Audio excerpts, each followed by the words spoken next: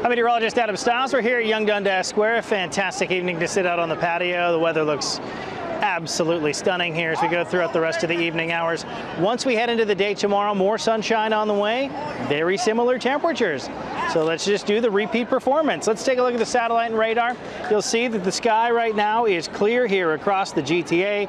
And when we zoom this out, you're going to see that that clear sky patch really extends all the way down until you get into Chicago. There is a little bit of cloud cover that's going to move along the shores of Lake Erie late into the day tomorrow. Pop-up showers for the Niagara region, then out in toward Prince Edward County. Not out of the question tomorrow night into Thursday, but it's that stuff that's back in through Winnipeg that'll drop down and bring us the risk of thunderstorms once we get toward the end of the week. Temperatures, they're fairly warm, but not nearly as warm as what they are off toward the west. There's some spots into the mid-30s, and that's where all the heat and humidity is.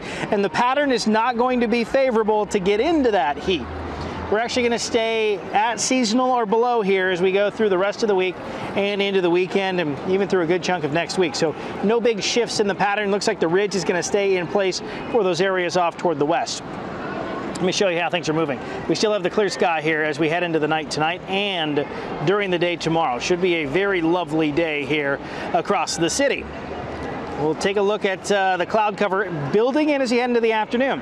Now there's that possibility of showers for the Niagara region that you start to see popping up underneath the word Toronto. This model brings it a little further to the north than what we're actually going to see. I just think it's the tilt of the camera. I do think it is going to be on the southern side of Lake Erie and through a good chunk of Lake Ontario, but east of us here into the city before we deal with any of that. So I think we will get a dry day through the day on Thursday, but Friday that next system comes through, brings us that cold front, brings us that thunderstorm risk as well. Late Friday, but it's gone by the weekend. That's the good news. We'll clear things out.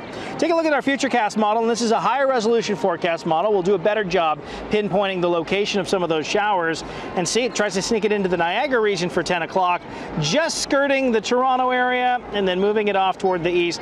But we do get a little bit of cloud cover, but that's not until late in the day tomorrow, and it's gone again by Thursday, and then the wet weather rolls into town Friday. This one wants to bring it in early on Friday. I do think it'll be a bit later in the day before we get into some of it. Temperatures near 21 here throughout the evening hours. You may want a light jacket if you're out and about this evening or early tomorrow. 16 degrees with some sunshine to start the day. 23 by midday, and then as you head into the afternoon, a high of 26. Winds will be 20 to 30 kilometers per hour.